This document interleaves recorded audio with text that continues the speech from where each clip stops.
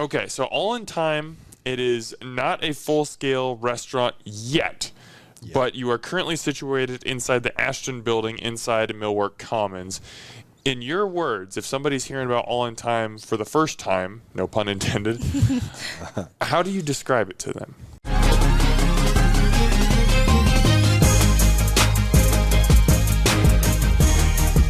Hey there, Omaha. Welcome into another episode of Restaurant Hoppen. I'm your host, Dan Hoppen, and my guests today are the owners of a concept that I am really, really excited about. It is still in its very early stages of infancy, and I think it's going to grow a lot in the next couple years. But even as it is right now, I think it's fantastic, and I'm really excited about it, and I want to introduce the owners of it to you. So today, joining me, I've got Andrew Novak and Cheyanne Loeffler. Guys, welcome to the show. Hi, thank you. Thanks for having us. Happy to be here. We're excited. Okay, so All In Thyme, it is not a full-scale restaurant yet, but you are currently situated inside the Ashton building inside Millwork Commons. In your words, if somebody's hearing about All In Thyme for the first time, no pun intended, how do you describe it to them? A rustic approach to simple ingredients treated correctly with love, and of course the bakery side of things. My passion for baking bread is driving a big part of this. And All In Thyme, and just the whole concept in general. A lot of the foods that I make, they can't be rushed. Like the sourdough that I produce, it takes 48 to 54 hours start to finish to get it properly fermented and get that really rich sour flavor that I'm shooting for. I don't try to rush food, and that's kind of like a really big focus in All In Thyme. Good food deserves its time. Yeah, I would agree. We're super appreciative to Clean Slate because it's kind of been a hard conversation too to go back between to describe All In Thyme too, because is it your own concept? It is, and we appreciate Clean Slate for allowing us the space to grow it and to build his brand and his name and his dream. It's a fun little environment. It's a nice little kitchen. It's a beautiful kitchen. I have awesome tools to work with back there. And we couldn't be more grateful to Clean Slate. We wouldn't have this opportunity without them. I was their executive. For somebody who doesn't know what Clean Slate is, what's Clean Slate? They are majoritively, they have their fingers in a lot of pies. They're doing a lot of stuff right now. They're busy boys. But majoritively an online meal subscription with a delivery service. They deliver on Sundays with a very large focus for sustainability. All of their packaging is biodegradable, and a large focus on health-driven ingredients. Very health-focused brand. They provide two menus, usually like an omnivore and like a carnivore and stuff like that. Build your own. Vegetarian. Vegan even. Their food is fantastic. Yeah, yes. they do a very, very good job. They also have the Durham Cafe there in the Jocelyn as well, which does incredible. That just opened up this past year or so as well. Yeah, they also have a cafe out in Thrasher, a little corporate office out west. They're also supplying food in Artemis. They're all over. They're definitely doing some cool stuff. All right, enough about those guys. Yeah. We've given Clean Slate their own episode before. We gave them plenty of love to start off. I want to talk about you guys. Heard. We're going to talk a lot about food today. But before we get into food, I want to talk about you guys. How did you guys meet and come together? Nice. So a 2 years ago, almost 3 this next year, we met at a wedding, actually. He was the best man, and my friend had drugged me to it. It was a rough time, and I needed to kind of get out. I just lost my dad, so we kind of buried him about 2-3 days before I met Andrew, so it kind of felt like kind of meant to be, and here we are now 2 years later, and it's been a really fun experience. He's introduced me to a lot of things. I've learned a lot, especially with like food and knife work and temperatures and baking. I'm not a baker at all, so I'm learning a lot about the appreciation for bread and the love that people have for it, and it's been a really fun time. How does your relationship work alongside the business?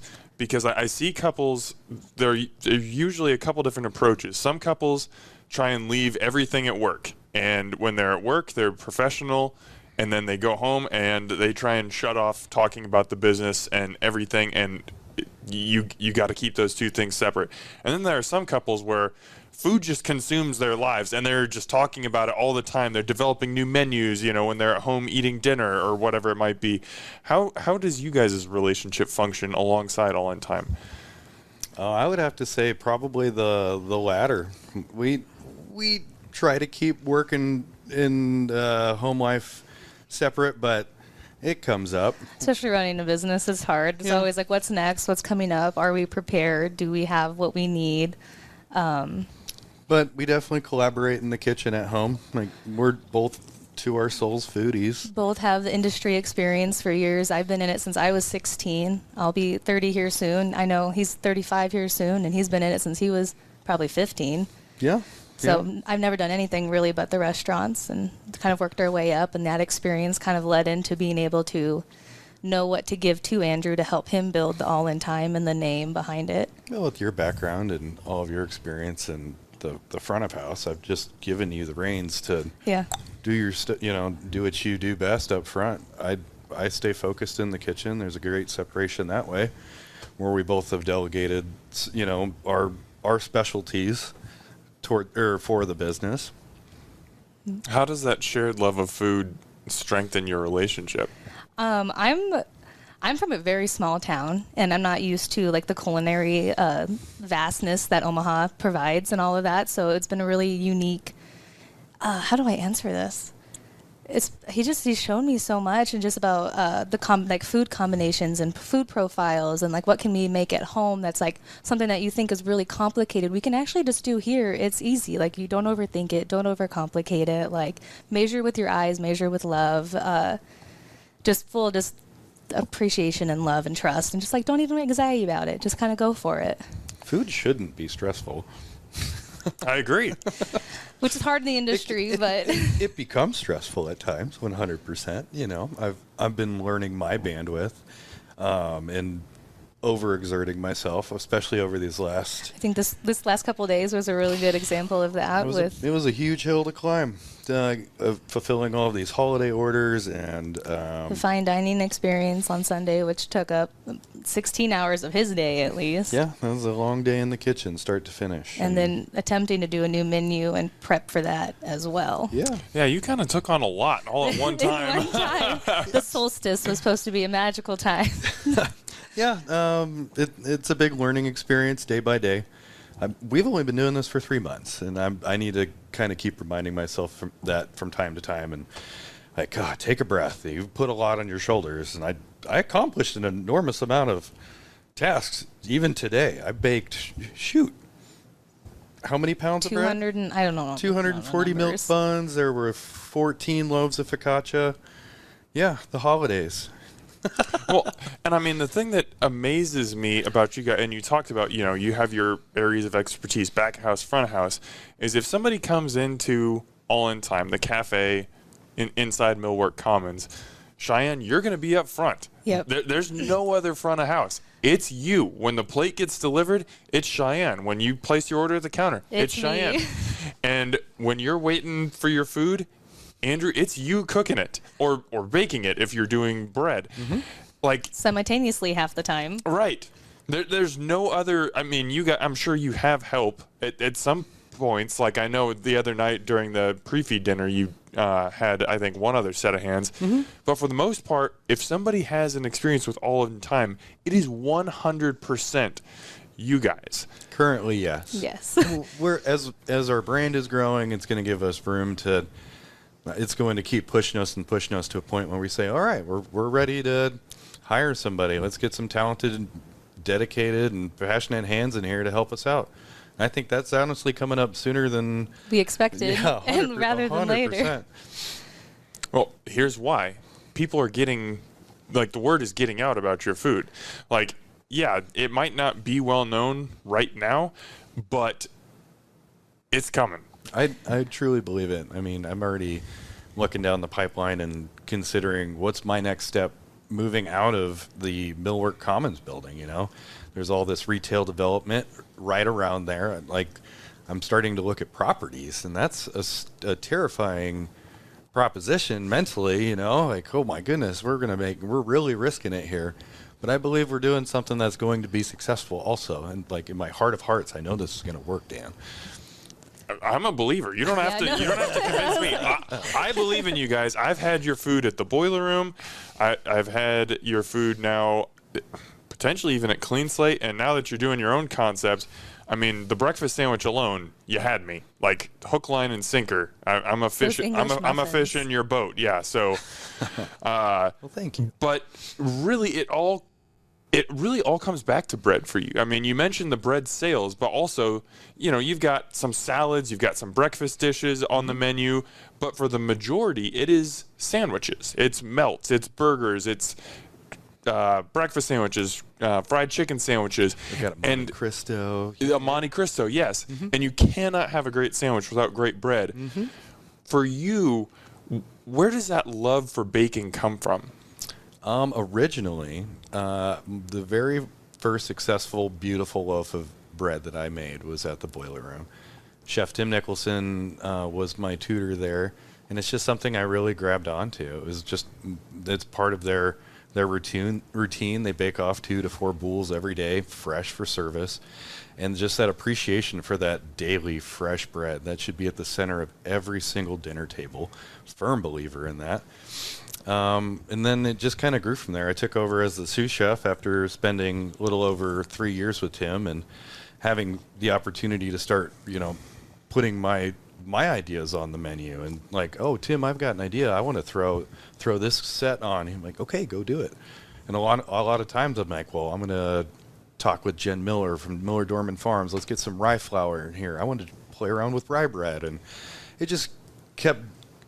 I suppose the more I did it, the more I loved it. You start getting good at it. You pull out successful loaves out of the oven, and there is nothing like it. That smell, just like that satisfaction. I did this from start to finish. It's a very powerful experience. At least for me, I enjoy it. And what has it been like for you, Cheyanne? You mentioned, you've kind of seen Andrew has this love for it, and you've kind of discovered this for yourself. What has that process been like? Because I grew up on not Wonder Bread, but basically just the white grain bread at home. I hated wheat bread. I didn't like any of the stuff with grains or in it. And then I think one of the first things he showed me to was his shokupan BLT or his shokupan bread that he makes, the Japanese, and it's just the different textures and the different versatility, like the versatility of focaccia that you can do, that the mixed flavors with the other flavors in the sandwiches, and being able to go home and like, oh, we have all of this snack, like you can just make anything that you want. If we want naan, if you want focaccia, we want sourdough at home, we've got it. And that's just been super fun to experience outside of that, and not just white bread, because I was just a white bread girl. Yeah. With the crust off for a while. We've grown past that. I've loved like the crust and like the caramelization on sourdoughs. I've really come to love. I used to not like the hard part about it, and now that's like my favorite part is like the texture and the flavor out of it. That's the best part. It is. I've learned. And I mean, something that's so alluring about bread and baking is there's no mastering it. Like you can constantly experiment. You can constantly learn more. I know the last time that I was into the cafe, you were telling me, Andrew, about how excited you were because you were trying to make a sourdough loaf, and you weren't sure if it was going to work, but you were like, I think I've got the process. I'll know by tomorrow. And then you guys posted pictures the next day, and it was a success. And it was just like, wow, he does bread sales. He makes great sandwiches, but he's still learning. He's still processing. What is that chase like? Just trying to find new breads, make them better all the time. And a good example is you just learned about the sourdough inclusions because you never really used to do like the maple pecan or the Parmesan garlic or all of that. Like this is his first time doing inclusions, so this is a good segue into that. Yeah, just never being satisfied. If once I've gotten a recipe dialed in, it's like, okay, well, how can we make it better? B, can we include a different flavor? A lot of my flavor inclusions aren't wildly creative. They're like flavor combinations that exist all over the place. Lemon poppy seed, basil sun-dried tomato. Caraway rye. Exactly, caraway rye, like classic flavors that like people have done before, but it's like, okay, that sounds absolutely delicious. Well, let's try it. And then if it's wildly delicious, yeah, it goes on a menu. So I want to talk about sandwiches because let me see if I can get them all here. I think you have 5 breads at All In Thyme right now. You got the English muffin, you got sourdough, focaccia, shokupan. What am I forgetting? Potato buns. Potato buns. That's for the smash burger. Yes. Mm-hmm.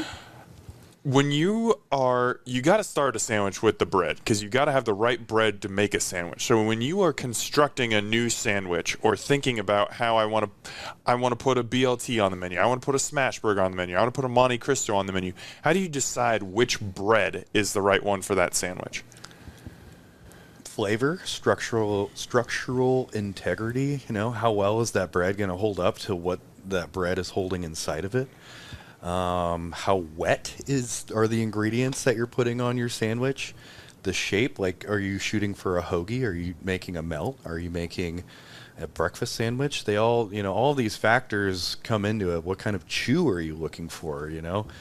Every bread that I create is very unique to itself, and it provides me a lot of opportunity to say, like, oh, well, I need that BLT was great on the focaccia, but you know how much better it would be on that toasted shokupan with that sweetness, and that's where those ideas come from. Is that just something that's constantly rolling through your head? Yes, nonstop. All the time, even at home. Nonstop. Yeah, it's a blessing and a curse sometimes because I just like to turn my head off at night, and I'm still thinking about, like, oh, what am I doing tomorrow? What am I going to make tomorrow? It's hard to turn it off. Can you walk me through the art of sandwich construction? Because even if you're using the exact same ingredients on a sandwich, the way that you layer them completely changes the experience. So I want you to take any sandwich on your menu, I don't care which one you want, and walk me through how you built it step by step and why that order makes sense. So I'll actually walk you through the BLT that you reviewed. Which was... I've hesitated to say this because there's another BLT in Omaha that I really love. Yours is officially my favorite now. I mean, the shokupan is just a game changer. It's exactly what you said, the sweet and salty. This isn't about me talking about the BLT. It's about you. You talk about it. So toasted bread, you need to toast that bread, 1, for that crunch, and 2, it's going to help that sandwich hold together a little better. Now, you had mentioned that it fell apart a little bit, and I had been stacking the tomato and the avocado. I have separated them since. And okay. Like you said, layering these sandwiches makes a big difference in how they eat and how you receive them as you're eating them. So now, bacon fat aioli, after the toasted bread, tomato, bacon, lettuce, avocado. Top it off. And I also stopped slicing it too. I found that it looks so beautiful, but just keeping that sandwich in one piece just really helps the whole experience from start to finish. Now I'm going to let you make the case. I don't understand it. I haven't tried it, so I can't say one way or the other. But there is an option if you want to add peanut butter to your BLT. All In Thyme allows you to do so. Where did this idea come from? I've heard peanut butter on a burger is great. Peanut butter on a BLT? On a long time ago, I used to work at Happy Home Country Club, and I was a very young line cook, and I had the same hesitation. There was a guy on the line. It was like his lunch every single day, and I looked at him and said, "That's disgusting. You're eating peanut butter on a BLT. That's terrible." And he finally got me to take a bite, and I ate my words. The creaminess and the smoky, salty savoriness, even with mayo, tomato, you build it just the same way. Just a real healthy smear of peanut butter on one side. Whew, it's a sandwich. I haven't tried it, so. It sounds like a bridge too far, but you are someone who I've come to trust with food. So because it has your endorsement, I would try it. But next time you come in, I'll just send you one. Just to prove it. We'll see. You're going to get it regardless. Maybe a side of peanut butter, and you okay, all a bite at a time. Yeah, and see if your you own. like it. Cheyanne, I want to ask you about front of house because you kind of talked about some of your experiences Herb Saint is more of a sit-down place where you're going to have a longer meal. Certainly, Ruhlman Steakhouse, you're the general manager there. You come into a steakhouse, so you're expecting at least a 45 to maybe an hour and a half, 2 hour long meal. If you're doing it right, over 2 hours. Right, exactly. In those settings, as front of house, you get many opportunities to touch the table, to interact with the guests, to improve their experience, to build a little rapport back and forth. At the cafe, these are very quick, short interactions. It's ordering at the front desk. It's delivering the food. It's asking, hey, we've got silverware and water over here. Did you see that? How do you provide that? Obviously, it looks different, but how do you provide that same level of customer service when you're getting a lot of time and a lot of touches versus everything is quick and short? It's definitely, the cafe's been a transition all alone. I've gone my whole life, again, doing like the table touches, having a reason to go away, come back, all of that. And then also just the hours, because usually 3 o'clock is when we're done, and 3 o'clock is usually when I would head to work. The cafe has been a little bit harder because there's been a lot of people and a lot of faces and a lot of quick interactions, but I've learned that if you remember people's names, which is usually harder because I'm a face person, but names, like the minute I'm just like, hey Tess, how are you doing today? What's up, Larry? You're in again? Hey Arvin, what's up, Frank? Like, people appreciate immediately. If you're just friendly right off the bat, you say hi. I feel like the cafe is kind of an awkward place to walk into if you're not used to that type of an environment where it's like you don't see anybody to say hi, you don't see anybody greeting you, nobody's walking up to be like, hey, I see you, I'm going to grab you waters, I'll come right back over. It's kind of like you have to be kind of friendly and forward. Like, hey, don't be afraid. Like, what's up? We're here. If you have any questions, please ring this bell. I promise I'll come back out. Like, try to treat it as the same setting, but understand it's a lot quicker paced. But it's been fun. Now, I want to ask you guys about just the communication that you have between front and back of house, especially when you're in the weeds. Because like I said, it's you guys. Mm-hmm. So if 5 people come in at one time and they all want different sandwiches, it's you making all those at one time, and it's you having to organize everything. Yes, all at once. What is that communication like, and how do you guys keep calm when you get in the weeds? We're a good team. I think we've kind of gotten it dialed in, too. We know when our rush hits here at Millwork for sure, because like you said, it'll be 5, 6, 10 people at once. So Andrew's got 3, 4, 6 tickets.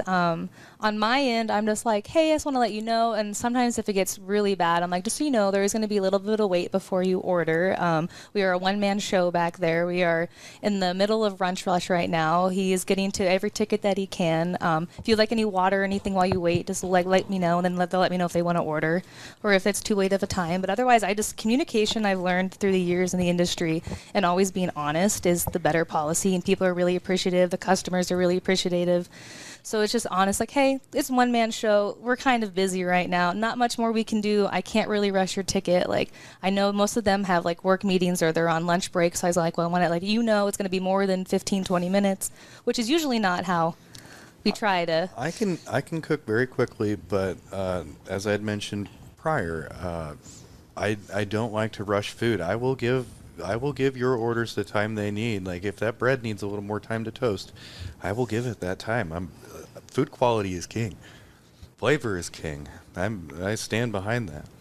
Well, I think the most important thing is setting expectations. It's exactly what you just talked about, Cheyanne. People are willing to wait for high quality things as long as they know you might need to wait a little bit. If I come in on my lunch break and I'm expecting to have my meal within 10 minutes and it's been 15, all of a sudden I'm getting antsy. But if you say, hey, we're backed up, we just got one guy back there, but he's working hard, and he baked the bread this morning. He's doing a great job.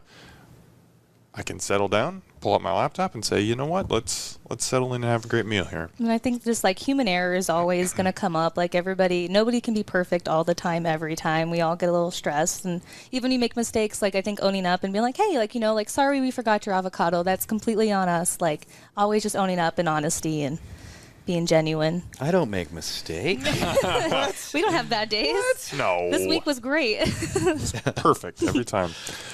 Before we jump into the backstory here, I want to give you guys a chance. If somebody's listening to or watching this, and they're like at the line, and we want to push them over and get them to come into All In Thyme, give me one menu item that you are really excited about and you want people to experience. If we're going to say the same thing? Yeah. You say I mean, we both agree. Best thing on the whole menu is the grilled cheese with the braised beef. Add braised beef. You got to do it. It's so delicious. He calls it his grilled Humphreys McCheese. Yep. Grilled Humphreys McCheese. Very lovingly named after my favorite band, Humphreys McGee. We did it for a little music festival when I was still with Clean Slate. We food vended for Power and Progress. And of course, at a music festival, I get to have a little bit of fun with my sandwich names. It's a lot more casual. So I was like, yeah, let's have fun with this menu. So yes, the grilled Humphreys McCheese was born on my house show coupon with garlic aioli, my in-house pepper jam, one slice of cheddar cheese and one slice of smoked Gouda. It's a beautiful symphony of smoky, salty sweetness. Like it's a very well-balanced sandwich. It's so darn good. And then if you order it and take it home, spread a little goat cheese. Even better. Oh, this is just like cruel. That sounded so good. Like, it's silly. I mean, just the jam, like a little bit of, I've never had a grilled cheese with a little bit of sweetness, and on show coupon, like, oh, okay. It takes it home. Okay, we need to change the subject or I'm going to start drooling all over my laptop. I am hungry. Yeah, I was going to say. Okay, I want to go back to the beginning. You started All In Thyme with your good friend and at that time a fellow cook at the Boiler Room, Colin Kentop. I actually had you guys on the podcast a couple of years ago when this thing was first starting. I want to say that was 2021, maybe even 2020. Yeah, I think it would have been 2020. Yeah, I think it was. What was the inspiration behind starting this concept? Chasing our dream and being our own bosses, growing something for the community, being another really incredible location for Omaha to visit and experience our awesome food scene and share our talents. That's kind of the end goal. It's going to be really cool when we finally are in our that end destination. Well, I guess not end destination, but our new location. We get to say this is where we're going to put our stamp for a while, and that's not just for ourselves, but for the community. Like not just providing the food, but providing an opportunity for people to come and learn with us also. You want to learn how to bake bread? Let me show you. You want to learn how to work on a line? Hey, I have a line that you can learn on. And that's pretty cool to me. I love to teach. It's a deep, deep passion that I have never let go of, really. I love sharing what I know and what I've learned. There's nothing pretentious about what I'm doing. Everybody can bake bread. Everybody can cook food. And I like to believe that if you want to and you really have the heart and soul for it, yeah, come and do it. What energizes you about sharing that knowledge?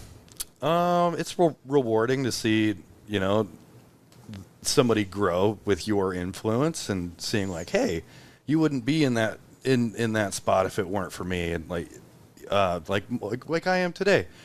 Chef Tim, the night before our pre-feed dinner, he messaged me and said like, hey, it's really awesome to see you kicking ass, and I responded. I said, Tim, I would not be in this seat without your influence. Like there are so many of those touches during that dinner that are Tim.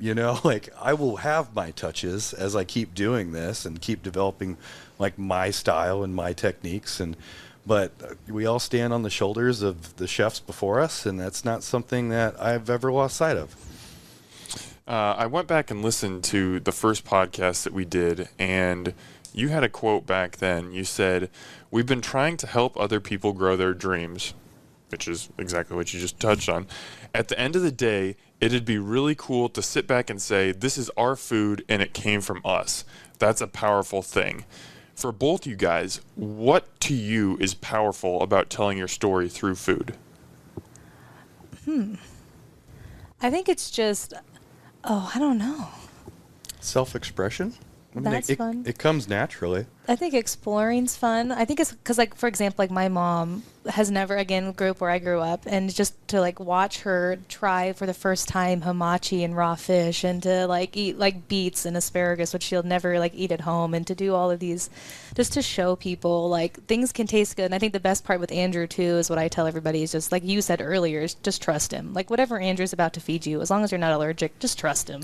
Like I promise you, you're gonna like love it. He's gonna change your mind about anything. And I think just expressing the love and to like be able to open your mind to trying other things, to always be able to try not to be nervous about a new dish or a new food.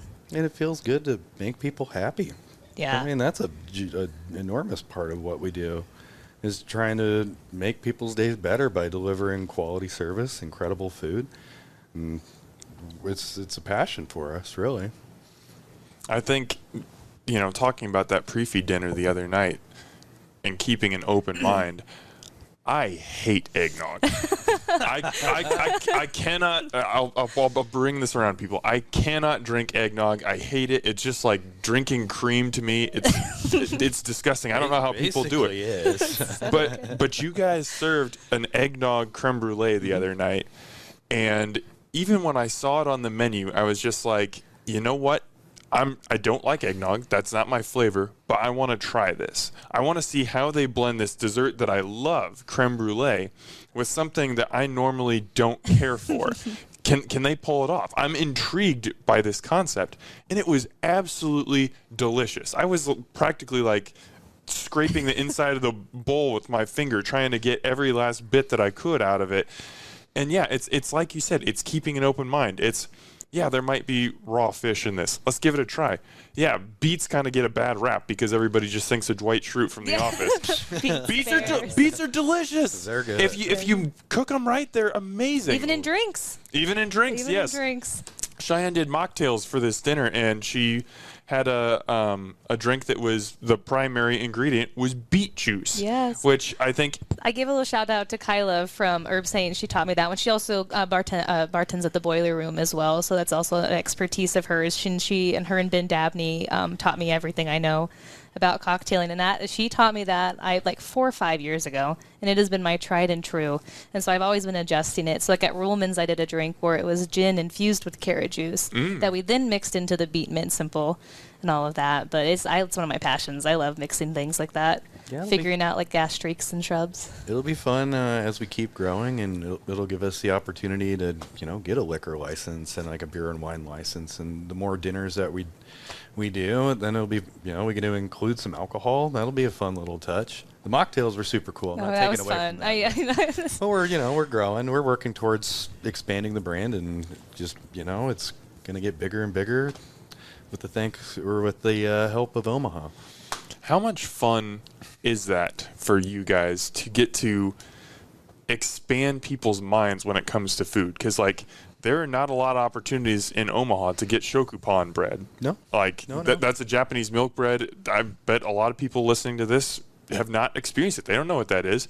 A lot of people, don't eat raw fish. A lot of people don't eat beets. They certainly don't drink beet juice. They might never have had they might have had a Wagyu burger somewhere, but they've never actually had a Wagyu steak like you served. To be able to open people's minds and show them new ingredients or new products or something that they thought they didn't like, but they realize when it's prepared the right way, they actually love it. What is it like to kind of unlock people's brains like that? I get to experience that pretty often in the kitchen, especially working with lesser and lesser experienced cooks, and having the opportunity to show them these new ingredients and new techniques, and just watch that light in their eyes light up like, oh wow, this was something it truly fascinates me now. And that just goes back to what we were just talking about, just making people happy. That's the core. And then knowing that they're going to remember that moment and remember that experience. They're going to remember that flavor. They're going to remember at least, okay, I tried this one thing and this one thing before, and then they see that ingredient in a different dish. Maybe they'll be willing to try it because they know that they enjoyed it in something else. And that's always been fun too. And that's something that Andrew's really good. The world's a big place. There's so many fun ingredients out there. Countless. There's many that I've never even seen or handled, like super exotic stuff. Yes, I have a very extensive knowledge of of ingredients over the years. I'm very knowledgeable, but I'm not ignorant to say that there's nothing to learn. I love what you just said, Cheyanne, about how there are certain experiences, certain things that you eat that you'll always remember. Yes. The first thing that popped into my mind was this was one of my wife and I's first dates. We've probably been dating for a couple months, and we went to Dario's Brasserie, R.I.P. Loved Dario's. Yeah, but it was a fun spot. Yeah. But neither of us had ever had tartare. And I had been wanting to try it for quite a while.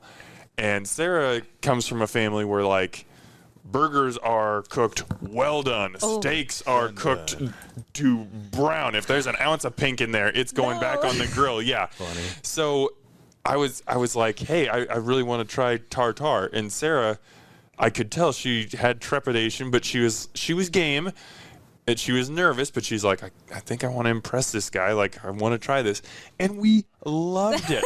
And now anytime there's a tartare or a carpaccio or any kind of raw beef on the menu, it's like, yep, that's getting added to our orders. Immediate. But it like, I'm transported back to that moment. That was probably close to a decade ago. And I can still, I can picture where we were sitting, what we were smelling, the conversation we were having. Food does that. Good food does that. Yes, for you. it has a transportive element. And Andrew's food's going to do that. Yeah. Heck yeah. Yeah, it will. Yeah. We're going to do that for you guys.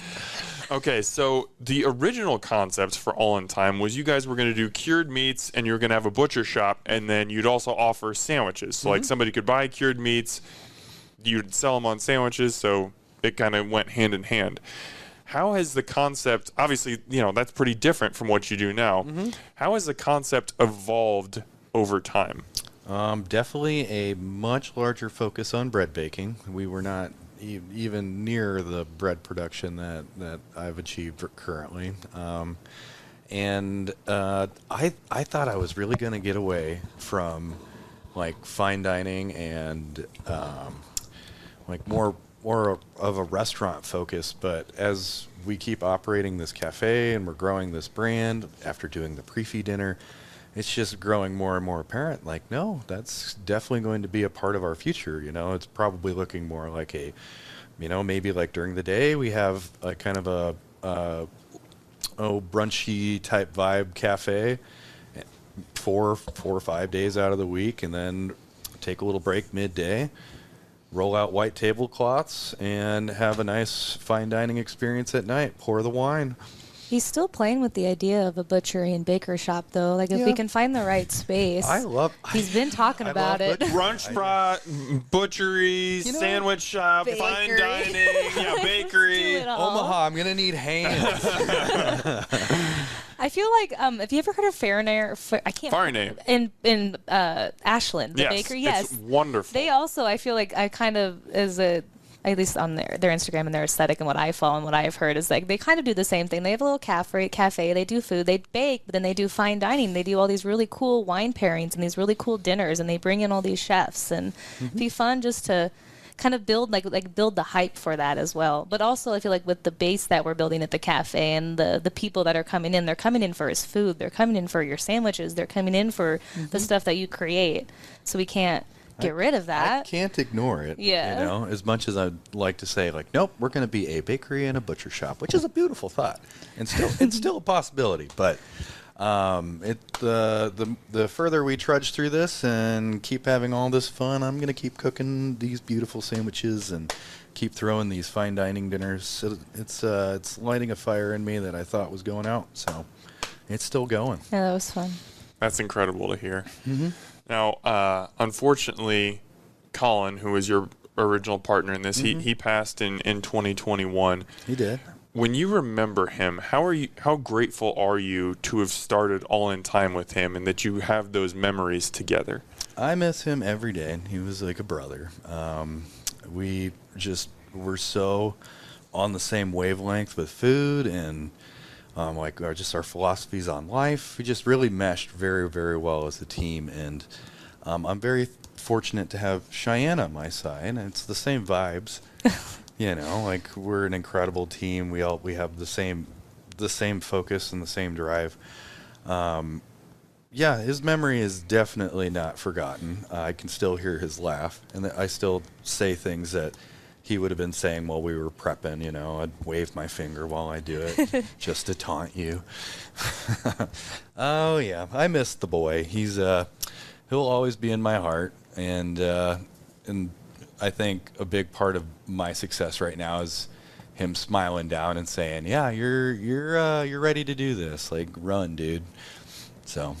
I have no doubt that he's looking down and he's very, very proud of what you guys are building. I don't want to cause any emotions here, so we're just going to move on. You're all right. But you did a couple pop-ups after that in 2022, 2023, 2024, and then kind of went quiet for a while. What were the conversations like between you two that kind of jump-started the brand and got All In Thyme back off the ground?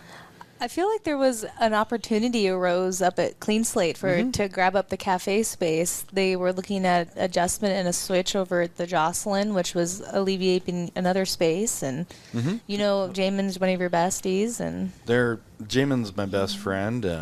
They saw this passion in me, and they said, "Hey, what's the likelihood that you would want to take over our cafe space? We have enough on our plates. Let's let you try and grow your dream." So. And then he was doing it by himself there for the first month and a half or so like that. We weren't expecting me to hop on as soon as I did, because I was general managing there at Ruhlman's.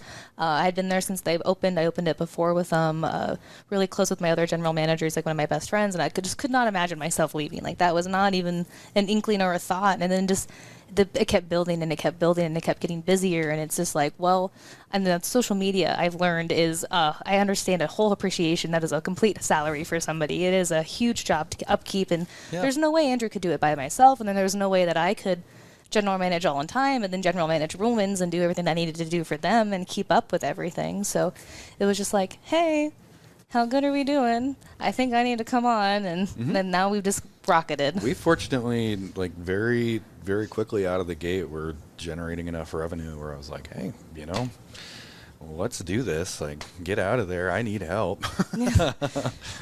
Yep. And we've proven we're a solid team. It's getting busy. It is. It's a great thing.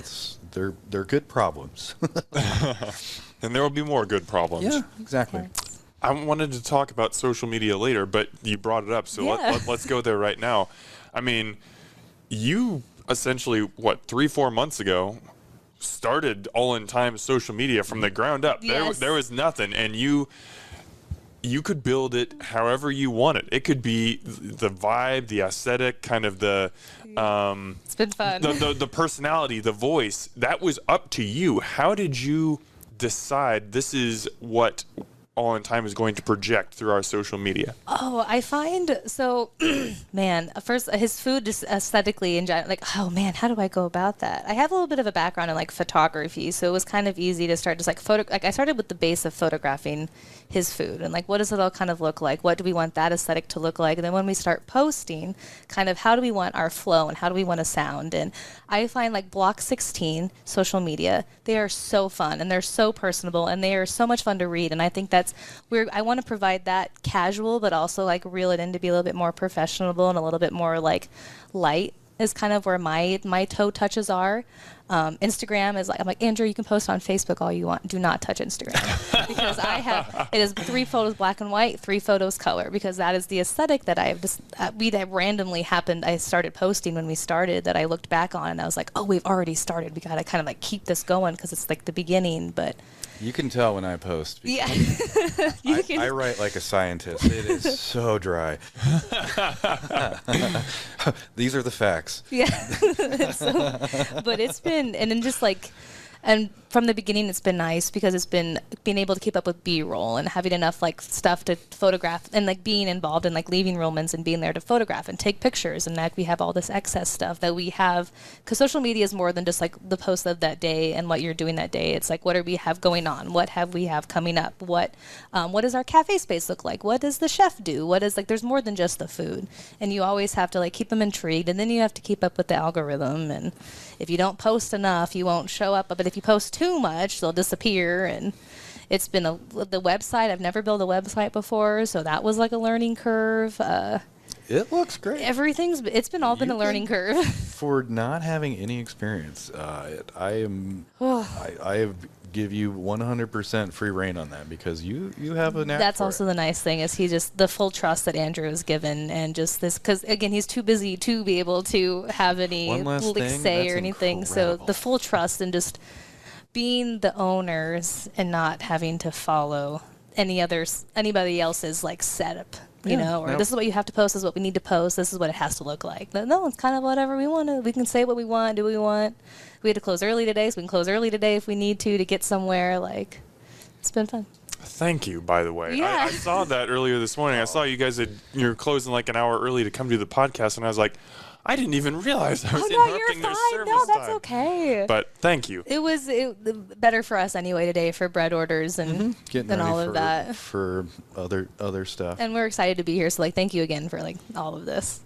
Okay, September 9th, you guys had a tasting with friends and family to test out dishes. Oh, That was so fun. Tell me about that night. What do you remember about that night? What was special about it? It was just very casual. We had all of our favorite friends and family sitting around a table, and it was we did sandwich boards, like almost like in the center of the table, family style, just kind of presenting a lot of my sandwich concepts, all lined up on this big cedar board that weighs like 30 pounds, and we lifted it up over people's heads just to get it on. they had to come in and help. I was like, I need two boys. I got Jamin and Cole helping me. That was so much fun. And just seeing their faces and watching them light up to be like, oh, this is one of our friends, this is one of our buddies, and this is what he's producing, and to see their excitement for Andrew and to see their love and all the people that came to that are still coming in regularly and eating and supporting us has been so much fun. Mm-hmm. And the crew is cool. So, like you guys said, you've been in the hospitality industry basically your whole lives. We're going on 15 years, two decades, whatever it may be. But you've always been serving or cooking someone else's food. And like you said, Tim gave you not free reign, but he gave you a lot of space to help create menu items and specials. And I know that he is very giving when it comes to his cooks and sous chefs at the Boiler Room. But when you're serving your food, this is 100% your dish, your creation. When All In Thyme Cafe opens, first day, and you're serving your food, what was that feeling like for you? It's pride, and taking a moment for myself, and I got a little emotional those first couple of days because it's taken a long time to get to this seat and to feel confident to grow my dream and really shoot for the stars on this one. And you had that little bit of a moment there where you were kind of didn't know what you wanted to do with yourself. So then to see the love and the acceptance and the excitement for your food. Mm-hmm. I almost quit cooking. I was Really? Yeah, I was about out. When was this? I was leaving Ruhlman's, and I was just kind of at the end of my rope. I wasn't finding that fire like I do every day now, And a big part of that is now I'm chasing my own dream. I'm not, it's every day. It's about self-motivation and holding myself accountable. Now it's not like if I call out All In Thyme's, we're closed. We're closed. So it's a whole new philosophy on food. When I'm getting busy on the line, it's not, man, I'm working so hard. It's all right. We're getting through. We're doing it. This is the dream, right? It's a whole different philosophy. Cheyanne, how have you seen that love reignited in Andrew? Just in general, his general excitement kind of about life and everyday conversations and his mood at home and not coming home and feeling miserable at the day and not looking forward to the next. And he's just been so much fun. And then genuinely watching him in the kitchen because I've been able to help up. I've had to go prep, and do some stuff. I've learned a lot with him in the kitchen and Sous just Chef Cheyanne. seeing him just the knowledge, when people come up and ask him questions and watching him, you just see it when he talks. Oh my gosh, when he talks, he went to school for this.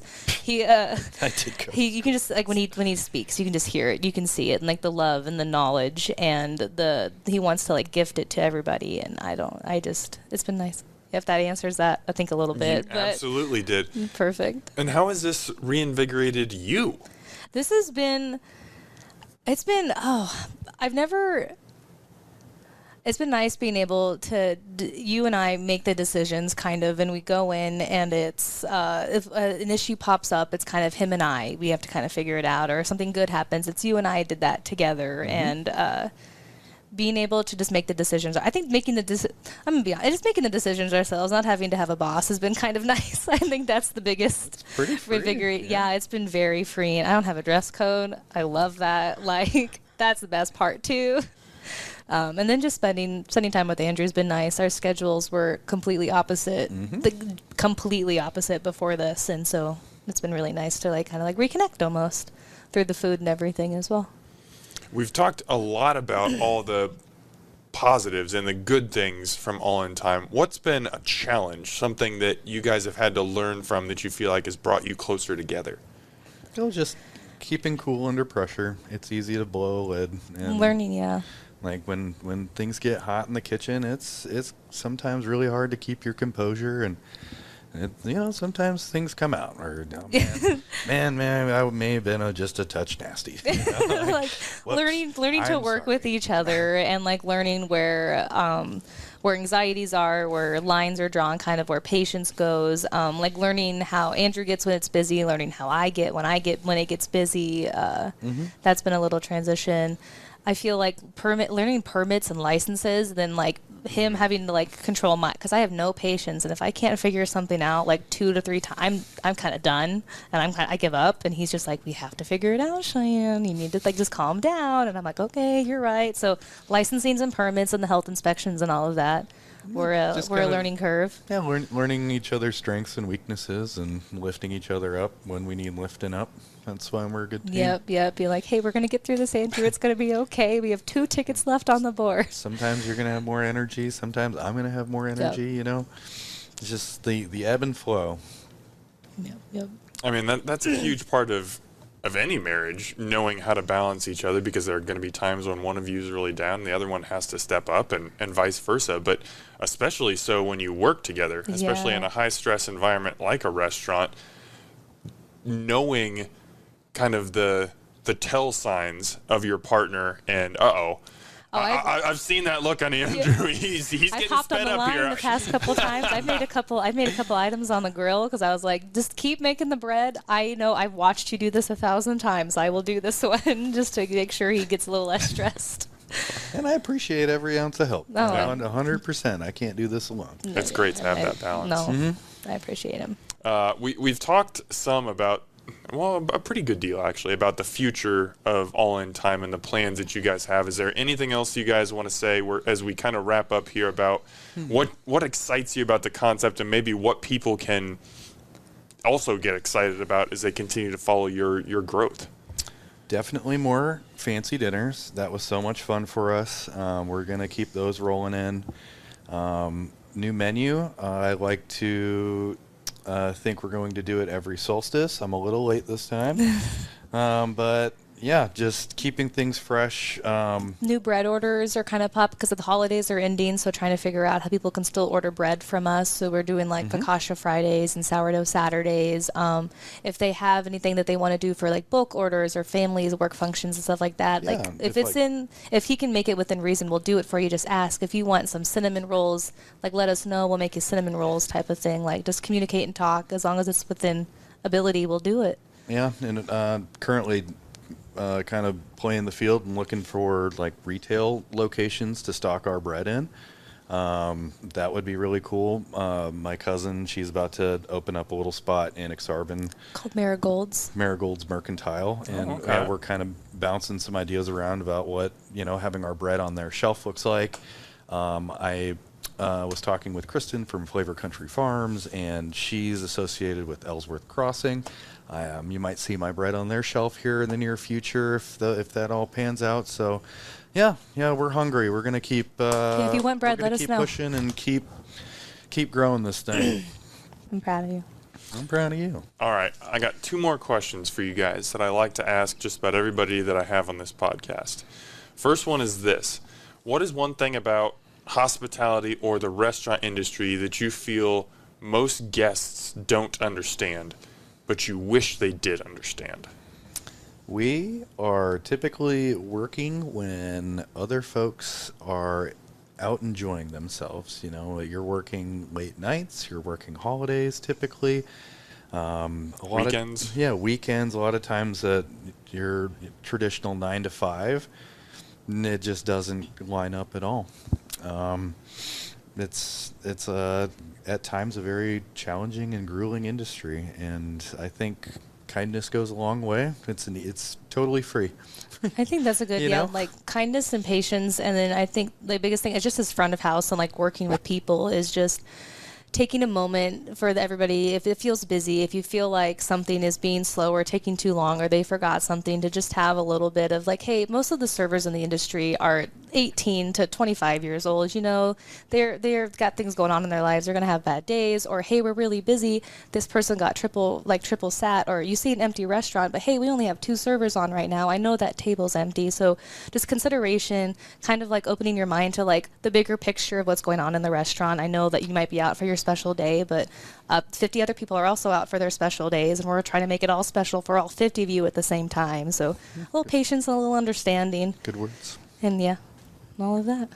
And just being a kind human in Yeah, general. just being Like kind. you don't know if your server, has a sick parent or some parents in the hospital. They don't get to Leave and go hang out with them. right, and they don't get to have a bad day either. They have to be in a good mood. Because if you're not serving, you're not making money. Like, Same. you're not on a salary. If Yep. I'm not at work, I can't afford that parent in the hospital, or anything like that. And back at house, you don't know if 3 cooks just didn't show up, or a delivery was inaccurate or didn't show up, and all of a sudden the kitchen is having to scramble. Like, just patience in general and understanding, kindness. Those are all good things. Exercise them, people. Yes, it will go a long way with like your servers. It'll go a long way with your bartenders, your kitchen staff. Like whoever is serving you will feel a lot better too. Yeah, in your kitchen. It'll be reciprocated. Yeah, understanding. And you guys have both probably answered this at some point during our conversation, but just to put a nice little bow on it, what is your favorite part about being a part of the restaurant industry? I like I'm a people person. I always think it's fun to like kind of wiggle my way into people's lives, and I'm gonna make you remember me. Like you're gonna come in again. You're gonna see me. That's kind of my favorite. Yeah, having an opportunity to bring light and joy into other people's lives. It's personally rewarding. It feels good to make people feel good. Eating good food's good. You guys are making people feel good. I can definitely confirm that. Guys, follow All In Thyme on Instagram if you want to get nice, colorful posts, and Facebook if you want Andrew's scientific dry posts. You'll get the facts, folks. But seriously, I mean, this concept's only a couple months old. I'm 100% bought in. I've had the sandwiches. I went to the pre-feed dinner the other night. Thank you. It was absolutely excellent. I am already like, ever since you've mentioned, it was 32 minutes ago that you brought up this braised beef grilled cheese, and it's just like implanted in my head like Inception now. I think, So we'll see you tomorrow maybe. for a grilled cheese braised beef. It sounds awesome. People, seriously, get down to Millwork Commons and the Clean Slate Cafe Kitchen so you can get All In Thyme's food and just stay up to date on what they got going on, whether it's upcoming fancy dinners, whether it's bread sales. I mean, we talk so much about bread. Andrew's bread is incredible. Like, some of the best bread in the city, hands down. I'm happy to say it. Cheyanne is awesome anytime you come in the cafe. She's going to be Thank front you. house. She's going to... I'll be there. And, yeah, going to do an excellent job. Go to All In Thyme Cafe. We look forward to feeding you, Omaha. Please come see us. Cheyanne and Andrew, thank you so much for Yeah, giving me thank the you, time Dan. today. You guys are truly awesome. Absolutely. Thank you so much. We appreciate it. Thank you. Omaha, as always, thanks for eating with us.